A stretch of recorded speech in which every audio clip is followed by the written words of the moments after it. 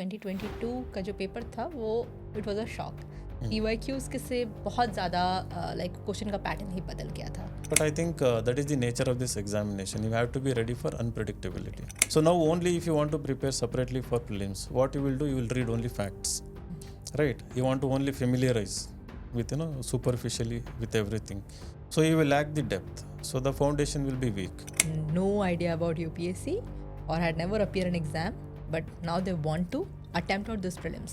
उनके लिए ये है कि prelims निकाल दें, mains का देख लेंगे. No, I don't recommend reading Lakshmi Kant also, to be honest. UPSC is known as one of the toughest exam. 10 lakh से भी ज़्यादा लोग, बच्चे बोलो या लोग, मैं भी कॉन्फ्यूज्ड हूँ, एग्ज़ाम्स देते हैं. UPSC एक ऐसा एग्ज़ाम है जहाँ पे आप जवाब देते हो तो सेंटर सवाल ही बदल देता है. I am talking about the ever changing dynamics, ever changing syllabus and so many unpredictability of the exam. In all this entire unpredictability and the chaos of UPSC, how will you find yourself? Just 5 months left for the mega prelim exams. How are you going to do it? With all these questions, I am here talking today to none other than the founder of Insight IAS, academician and politician, or politician who is also an academician by heart, or basically I say an academician, a politician with a heart to bring a change. Yes, I am talking to Vinay GB sir. Namaste sir. Thank you. Namaste. Thank you. Sir आपके वहाँ पे नमस्ते बोलोगे तो language issues तो नहीं हो जाएगा? नहीं. I love Hindi. Oh, you love Hindi? तो मुझे हिंदी बोलने भी आती है ना. Okay, you know how to speak in Hindi. Yeah. So is that आप प्रोटेस्ट नहीं करेंगे? Like I'm. नहीं. हम सब एक ही है. So talking about that, 11 lakh से like around बच्चे UPSC prelims देते हैं. UPSC is one of the most unpredictable exam. Like there are unfortunate incidents of where students are also committing suicide. In that, I want to know two major things from you. When to begin is very easy. आजकल तो बच्चे class 7th 8th से भी कुछ preparation करना start कर देते हैं. बच्चे पैदा होते हैं, Indian middle class has that thing, you have to become an IAS officer. But when to exit? So, I mean, it's a very pertinent question, very relevant question. It is called as vicious cycle. जो UPSC का होता है, it is called as vicious cycle because people enter with big ambition and they're also confident in the very beginning, right? So, but once they get to know the depth of this examination and once they taste the intensity of this competition, so बहुत लोगों को डर लगता है and पता चलता है कि they are not actually prepared, either mentally, even some cases, psychologically, physically also. The thing is, till this time, whatever they had done previously, that hasn't prepared them for the challenges ahead. तो उनको पता चलता है they cannot sit and study straight for 8 to 10 hours for whole year or for more than 1 year. क्योंकि when they were pursuing their academics, they wouldn't have done that in the past. Secondly, the kind of thinking required for this examination, it requires critical thinking, analytical thinking, and people come from various disciplines, engineering, medicine, even people from IIT, AIMS, and so various streams. मतलब वहाँ पे उनको पता नहीं रहता कि ऐसे whatever it requires, they wouldn't have done that. Both नए चीज़ रहते हैं. So I think in my opinion, before entering you should know the depth. थोड़ा mental preparation, some kind of basic preparation should be there, and then you should exit after 2 years. Don't spend in this exam preparation for more than 2 years. Prepare intensely for 1 year, give exam for 1 year, whatever be the result, either go for higher education or go for employment, and then you can continue. If you haven't cleared this examination in your first attempt, बाद में try करो, ठीक है, काम करते हुए, higher education करते हुए, but don't get stuck full time in this preparation. It is going to take huge mental toll. So, you spoke that leave it after 2 years. I've seen a lot of my friends, a lot of students, because I stay nearby to the coaching center area. There are students who are maybe in 32, 35. They are still in that preparation. And if you would see the data, most of the students who commit suicide are because they're afraid कि हमने माँ बाप का पैसा waste कर दिया. There is no alternative to career. Where is that lack of plan B there? And what are the other plan Bs people who are preparing for civil services can also build from it? It has been the case so far. Unfortunately, maybe the coaching industry, the whole ecosystem, the parental pressure, expectations, peer pressure, right? Your friends clear, then you think that you can clear next attempt. And you clear prelims in the first attempt. And then you think in the second attempt, no, by taking long leave, by giving full time, again you can clear the mains. Then you might clear mains, but at interview stage, you might falter. Then you think that, let me take 1 year gap, prepare very well. So that is why it is called as vicious cycle. So I think uh, you should talk to mentors basically, right? Before getting into this, you should talk to mentors. You should have a mentor also. So now that is why mentorship is extremely important here. So I personally tell people, come prepared, as I told earlier, give one attempt and then exit. So this should be strategy henceforth, because now the world is highly competitive, and also there are n number of opportunities. For example, so almost every IIT is starting course in public policy, right? I suggest people, after giving one attempt here, after like 1 or 2 years of gap, go and join these courses. National law schools, they are also coming up with wonderful courses. These foreign universities, Harvard Public Policy. yeah, Harvard and all. So there are online courses. I think that also empowers you and gives you confidence. And eventually when you reach interview, so in your DAF, it looks really great. Currently I'm doing mock interviews. When I see people who have pursued these courses, so I can engage with them, I can discuss with them the important issues. So, the UPSC exam syllabus is very vast. Unlike, the other exams when there is a concrete syllabus, यहाँ का जो syllabus है बहुत ज़्यादा vast with number of subjects. How can one prioritize between emphasizing कि high value subjects कौन से हैं and कौन से subject को थोड़ा कम emphasize में पढ़ना चाहिए? जैसे कि art and culture हो गया ancient, do they like इतना value रखते हैं जितना बाकी सारे subjects? See, one is you must be thoroughly aware of last 30 years prelims papers and the last 10 years mains question papers. So they are your best guide, best indicators. That is like your GPS. They give the perfect clarity.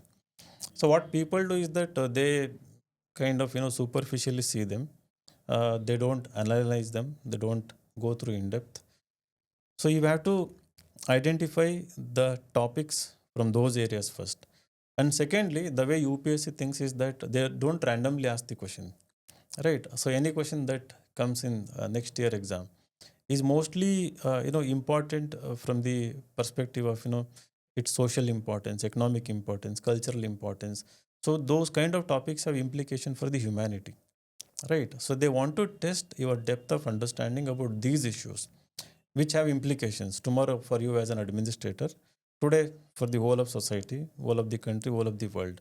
So if you develop that common sense, right, what is important, what is not important, even when reading newspapers, even when listening to a podcast, so I think then it becomes a very smooth journey. So you won't keep reading everything that appears in the newspaper. You don't chase endless materials. So it is not required. So you have to be smart. Sir आपने अभी PYQs के बारे में बोला, but अगर हम UPSC का nature देखेंगे 2021 2022 का जो पेपर था वो it was a shock. PYQs के से बहुत ज़्यादा लाइक क्वेश्चन का पैटर्न ही बदल गया था. When UPSC is itself playing around with forming questions, how can the PYQs can be a guiding light? light? See, it happens sometimes. UPSC has the tendency when it notices herd mentality, when it notices common pattern, right, in the aspirants, people who are getting selected in the examination, it tries to break it because it doesn't want people with herd mentality. So they want people with more originality, right? So what happens? 21, 22, you are right. So it tried to break the pattern, but then again it realized it was too drastic. Then again 23, it brought back kind of the old pattern. So that unpredictability is always there. But if you look at the topics were not like out of syllabus or out of blue. The topics were still the same topics that are there in previous year question papers and syllabus. Only the way of asking question was changed. But I think that is the nature of this examination. You have to be ready for unpredictability. Mentally, you have to be very prepared for anything that is going to happen here. Sir, I think it was there in 2021 paper. There was a question on a mushroom, and post that there's a meme that went viral. ये भी लिख लेता हूँ UPSC में ना आ जाए. It is very difficult to understand कि कहाँ पे वो line draw करना है between prelims, mains and interview.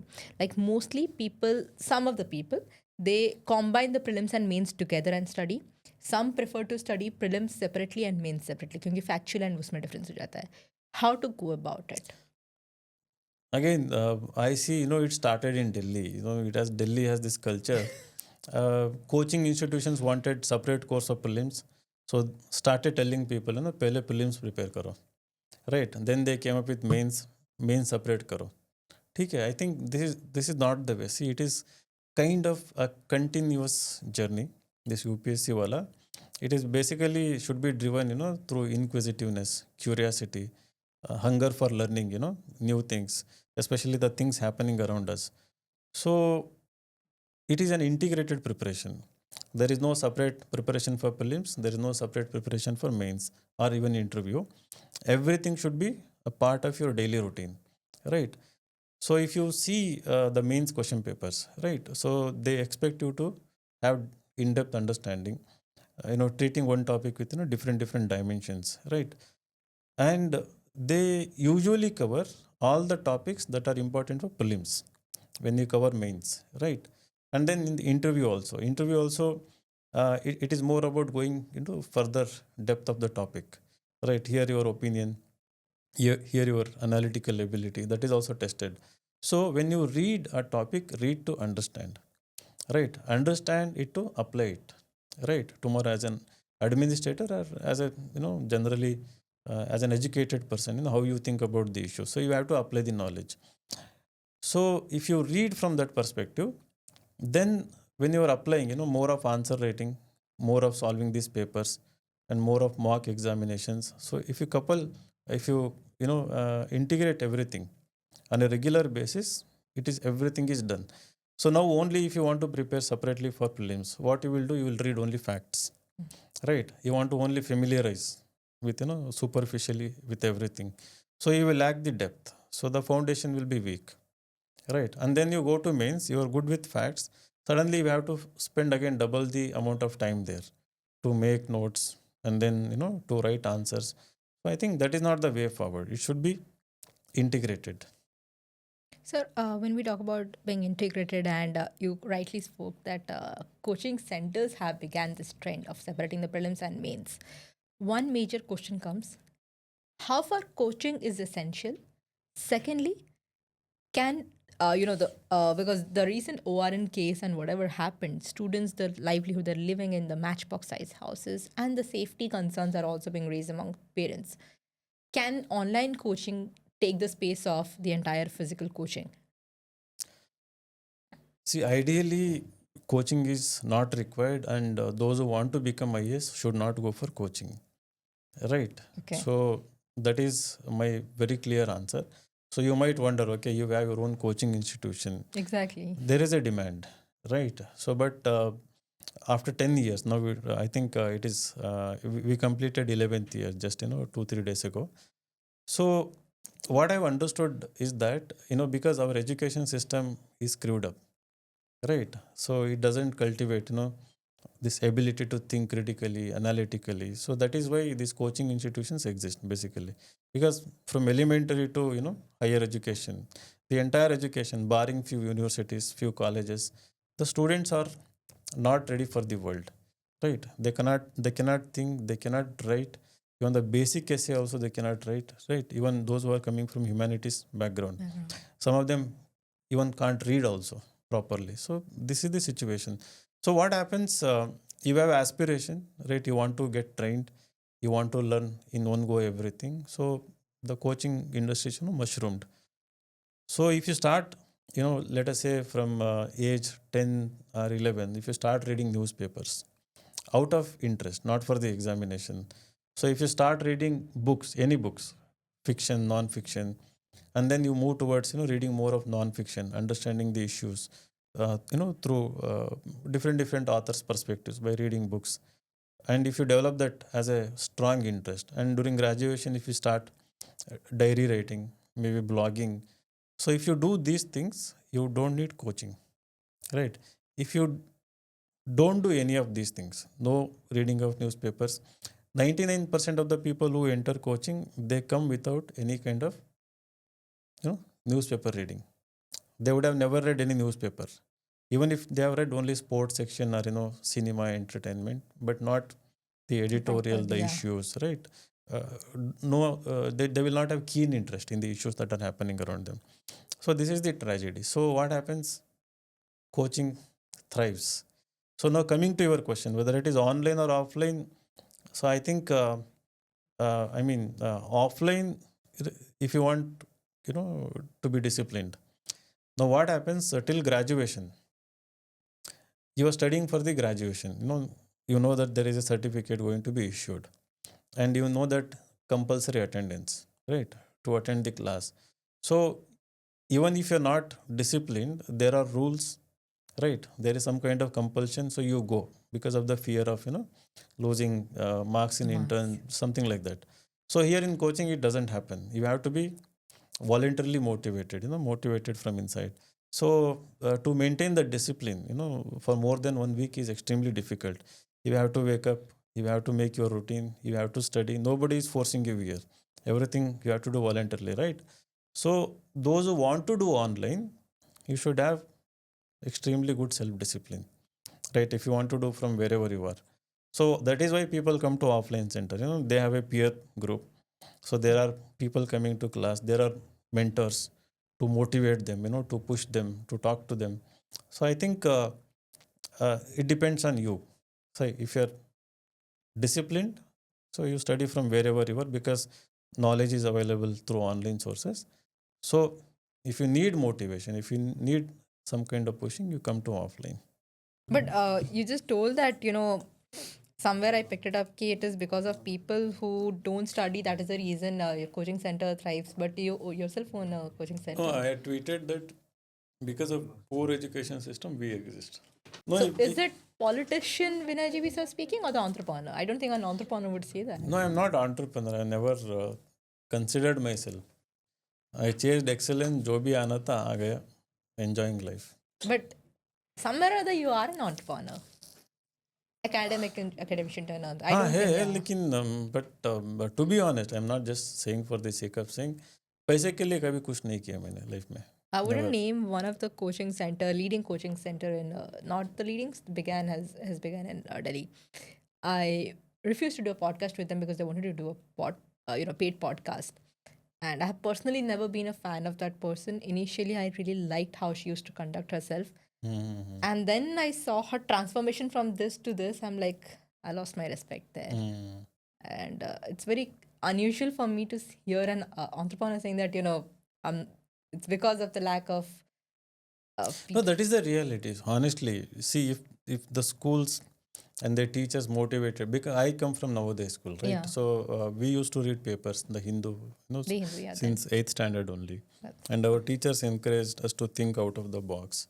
And they made us, read novels, non-fiction books at that time. So हमको coaching नहीं चाहिए थे. We needed guidance when we were preparing, right? So, but now most of the people look at education system. So some colleges in Delhi University are doing great. Maybe JNU, some in Allahabad or Jamia Millia. But if you come to the south, nobody. Everyone. I mean, see, if that culture was there in their home, right, before getting into this college, they might continue that. It starts at home actually, so more than school. I agree on this. I find it really, if I would not read a newspaper, my parents would throw me out of the house. I started reading newspaper. I was also because I come from a media family. So I think in 2020 or 21 there was. Thank you so much. Thank you. So she got 8th rank, All India rank 8. 2020. I'm not sure like which year she got 8th rank. I remember. She said in one of the interview YouTube, people are trolling her. Right. Yeah. She said she never went to coaching. Yeah. Right. She said she never did any kind of answer writing. All she did was she was reading The the Hindu newspapers. and other newspapers Yeah. from fifth standard itself. Yeah. That is what forms your entire base. So only 5 months are left for prelims. With 5 months left for prelims, and a lot of students are just beginning their preparation. There are many students who had no idea about UPSC or had never appeared an exam, but now they want to attempt out those prelims. उनके लिए ये है कि prelims निकाल दें, mains का देख लेंगे. I know it's a different kind of a confidence, but then again, it's a choice. How would you advise them? Personally, I don't recommend them to write if they just want to check the prelims. But because you have asked this question, uh, see, the basics must be strong. So I think 1 month they should spend understanding the basics, and time is less.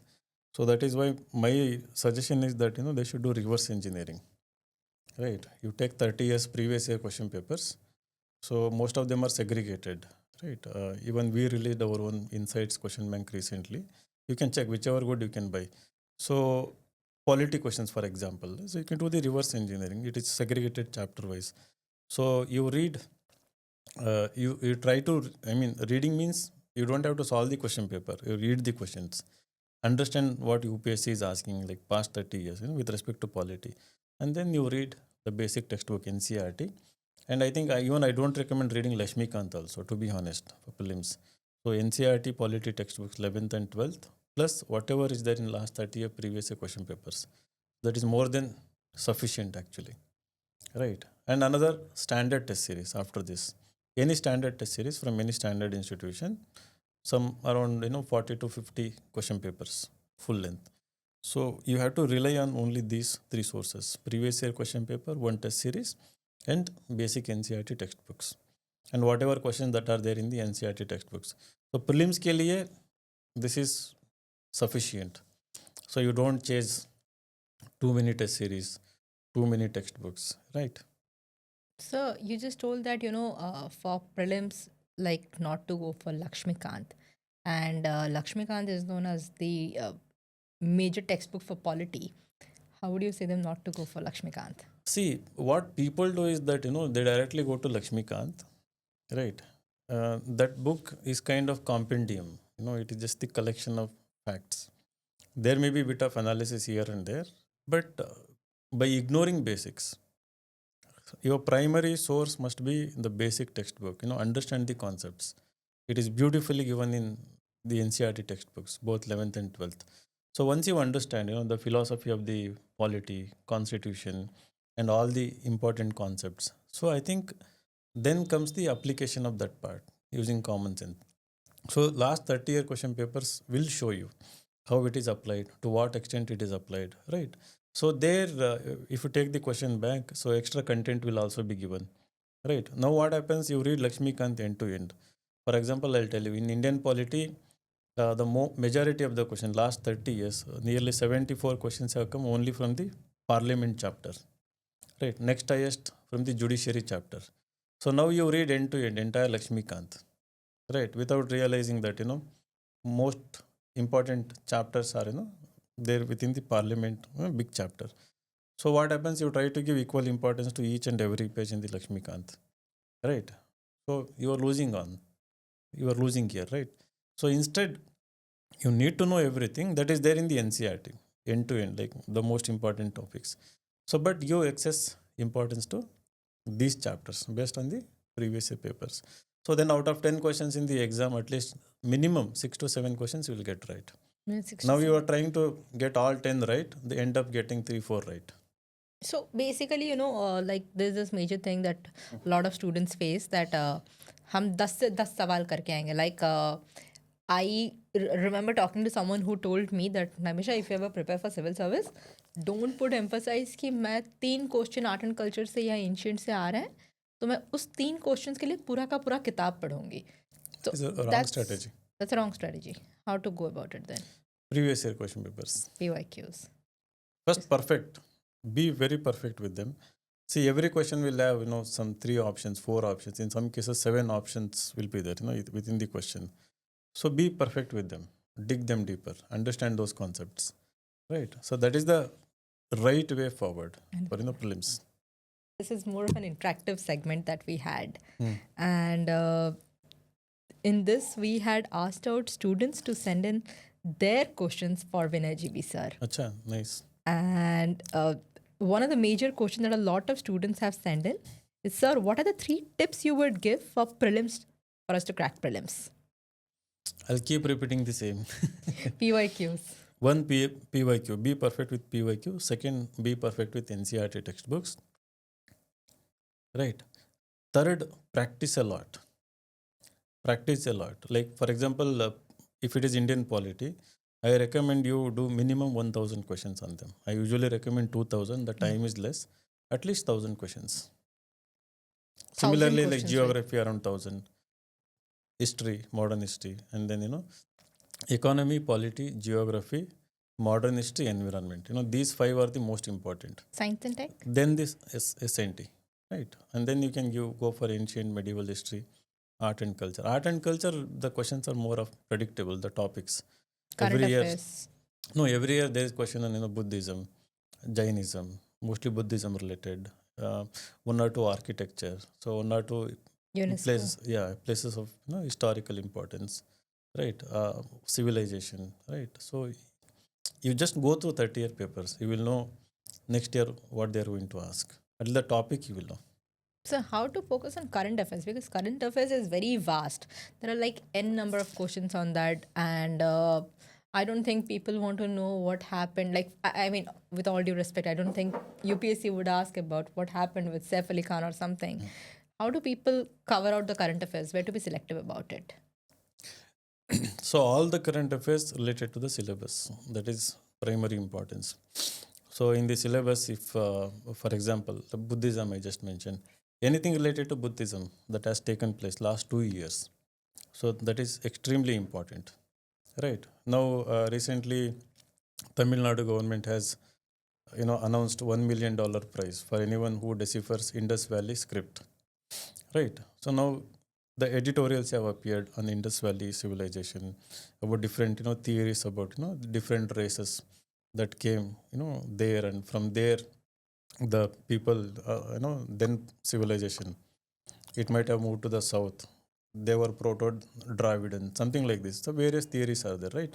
So now I believe if you understand the issue in depth, whether directly or indirectly related question, the probability is very high. It may come, may not come, but the probability is very high, right? So you need to give more importance to that. So like that, first, that is why if you understand previous year papers, syllabus, and then the basics very well. Thirdly, as I said in the very beginning, any issue that has very much significance for the nation, for the people. So those issues you should not ignore. You must give more importance to them. Sorry, you missed the the rank with 3 marks in your interview. Yeah, 2 marks. 2 Yes. marks. And you're also doing mock interviews now for the UPC students. From then to here, where do you think, what are the 3 major things students must avoid in order to, get through the interview? Only through interview or Through entire the exam? interview. Acha. So interview is more about healthy discussion about the topics which we are discussing, about the topics of significance, importance, plus anything related to their detailed application form, what they have mentioned, their hobbies, interests, scholarships, achievements, leadership roles. So whatever keywords they have mentioned, so it is related to them. So I mean, if it is a fresher who is listening to this, first you must have a strong hobby and interest, right? Without having it, it becomes difficult to have a conversation with you. So avoid that mistake. So develop hobby and interest. Second, think. We don't think. We write, we read, we make notes, we discuss, but we don't sit and think about certain issues. We don't get clarity about the issues, so we don't formulate our own opinion, right? So you have to think, and you should have your own original opinion. That is the second one. Third one, communication. So don't lock in your room and just sit and study whole day. You go and talk to people, go and attend seminars, go and attend watch plays or cinema, something. Go out, talk to people, develop social skills. So that is extremely important. I see people scoring 800, 810 in mains, but scoring 110, 120, 130 in interview, because it is a different game here, especially in the interview. Anything and for example, if I ask, okay, what is the relationship between, let us say, freedom and equality in an interview, anybody who has cleared means they can write 1200 words, right, in let's say 1 hour. But in interview, in 30 to 40 seconds, can you give me 3 to 4 dimensions on this topic? So how can you establish relationship between what freedom does to equality, what equality does to freedom? So I want 3 distinct different ideas, right? So you need to think fast. So that is why I think you have to speak, you have to talk, you have to interact regularly. And people have some inferiority complex with respect to their English, even even if they have chosen Hindi medium. So they don't speak in clear, that real Hindi. So they will be mixing with English and all. So this third mistake you need to avoid is that don't ignore communication skills. Sir, a lot of students who are also working professionals is the right word, are also appearing for the exam because they also want to get through, and some of them are also married, and there are a lot different the background they're coming from. How can a working professional put up the amount of the dedication and the syllabus for covering out the entire structure syllabus? See, working professional, you should know what is your current age right now, and you should know how many attempts you have with you, and then you should know how many hours you can properly dedicate every day consistently. So if you are going to give 4 hours every day, can you give 4 hours consistently for next 2 years? If it is 6 hours, so can you give 6 hours every day for next 2 years? So what people do is that see, if you are working, married, then it becomes difficult. Some days you can give, some days you may not be able to give, right? So the thing is, you should know your limitations. You should know that are you going to be disciplined, right? Based on that, you should plunge into this preparation, right? So you start, usually what is happening, current trend is that those who are working professionals, it usually takes double the time for them to crack this examination. This is the reality, because you are competing with people who are giving, let's say, 10 hours, 8 hours every day. And then there are fresh graduates, those who are coming with fresh knowledge, energy, fresh approach, very good education. And then there are people who are in services. Then there are people who have written mains multiple times, given interview. So the pool of competition is highly competitive. So to compete with them, consistency is the key. Right, you have to be aware, are you going to be consistent? So then it doesn't matter. So you have to, whether it is 4 hours or 6 hours, right, in 2 to 3 years you are going to crack. But normally एक kind of myth है कि अगर आप UPSC के लिए prepare कर रहे हो, ज़िंदगी भूल जाओ, किताबों से हिलना मत, उधर ही बैठे रहना, and you have to study for 10 to 12 hours a day. Is it how the structure works? So if it is first time you are going to do, I think, if you are giving full time, at least for 1 year you should do that. दुनिया भूल जाना. नहीं, दुनिया भूल नहीं, मतलब भूलना नहीं, मतलब you study for 5 to 6 days, एक दिन ब्रेक ले लो, संडे जाओ, घूमो फिरो, मूवी देखो, ठीक है? तो you can read fiction, non-fiction, whatever, like anything you like. Maybe you can travel, go for hiking, go for trekking. So then come back. So I think 5 to 6 days in a week, like 8 to 10 hours. 8 to 10 hours. So when we're talking about this, there is another way of looking at things that a lot of students have been appearing. They are also getting stuck with CSAT. They get through prelims, they get stuck with CSAT. It is normally told कि basic maths. So basic maths नहीं आता है. We go through Correct. the pages. It's not a basic 9th standard maths. Correct. Where do people can go through this? Even I've seen IIM students, like IIT बच्चों के लिए easy होता है, but I've seen IIM students also sitting there and coming back and saying कि यार CSAT difficult था. What is the way for it? More than difficulty, I think it is taking the paper for granted. So I told like you do GS1 paper, around 40 mock tests. You ask anyone, random student, how many CSAT question paper they have solved. Even with knowing that they are weak in CSAT, they hardly do 4 to 5 papers. It's mainly about practice. See, you give so much importance to economy, polity. You were mentioning Lakshmi Kant. People पढ़ते उसको. I mean, 3-4 times they read it, right? But CSAT, you start 1 or 2 months before the exam, and even if you have started no one, then once in a month, once in a week, that too like afterthought. हाँ, पता चलता है कि CSAT paper है exam में कभी कभी. So then they go do random questions. ऐसा नहीं करना है. If you maintain consistency in CSAT on a daily basis, just half an hour practice, you will also get 130 plus in CSAT paper. Questions per se, they're not very difficult. I mean, if you start early, if you know the solution, how to solve them, if you learn the methods.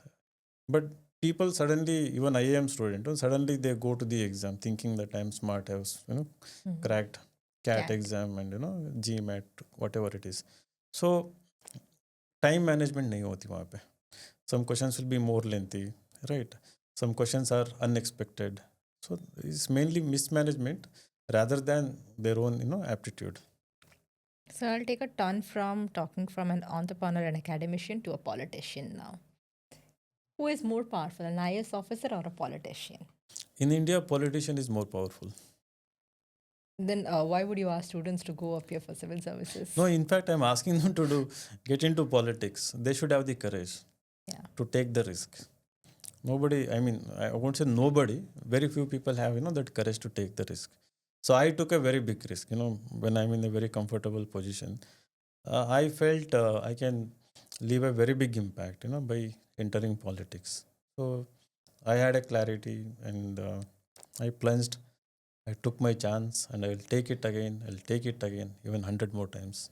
So at the same point of time, an IAS officer gets around 80 to 90K, max around 1 lakh a salary. A private employee with an MNC can earn double than that. An entrepreneur definitely earns double than that. A politician, I won't comment anything. In that aspect, what are the 3 reasons why would you encourage someone to appear for civil services? For civil services? Yeah. See, when we say that, politician is more powerful, it is in terms of, not making money or anything. It is in terms of they are the lawmakers. So once you become a legislator, you are the lawmaker. And you have gained, that moral authority because you were elected by the people, right? So you have that moral authority to get things done by the executive, by the officers. So from that perspective, it is powerful. But doing things, right, and guiding the politicians is the job of the officers. So IAS officers. So if somebody has aptitude for that, so they should definitely get into civil services. So the 3 qualities I would, I want to see or people should have to get into civil services. One is absolute political neutrality, right? Absolute political neutrality. Second one is anonymity, right? So you should work without being seen in the public. So you should not crave for the popularity. You should not crave for the that is the job of the politicians. So I am doing the podcast maybe for that reason, right? But you should not come in the limelight. You should have that kind of personality also. The third quality, definitely, integrity, right? The thing is, I've seen very closely during the elections and before that in public offices. So what happens when you don't maintain integrity? So when you get compromised, that is when you become powerless, right? I mean, politicians will stop respecting you. Public will stop respecting you. So you may get punished, frequent transfer, this and that, but you're still respected, still feared when you maintain these 3 qualities. So my last question would be coming to you because this was mostly focusing on UPSC, your journey, and your political journey. What is that one piece of advice you would like to give it to the students who are preparing for UPSC? So one piece of advice. So it's very difficult to give just one advice. It's an elimination method. So one piece of advice is that that's what I mean. It really pains me when somebody is stuck in this journey, like more than 2 years, 3 years, 4 years, because um, they are spending their parents' money, and they are spending the prime years of their life. Come prepared for the preparation, right? Come prepared, right? Knowledge wise, psychological wise, come prepared for the preparation, because it's a cruel field, and it is going to affect you in various ways. So I think come prepared. So, how prepared are you for taking this one step? No, I'm not talking about UPSC. Or maybe I'm talking about politics. Or maybe I'm talking about entrepreneurship. That's for you to decide. But you don't forget to let us know in the comment section which field are you planning to go. And if you have any questions, I'm sure you do. I'm sure a lot of us have a lot of questions for Vinay sir.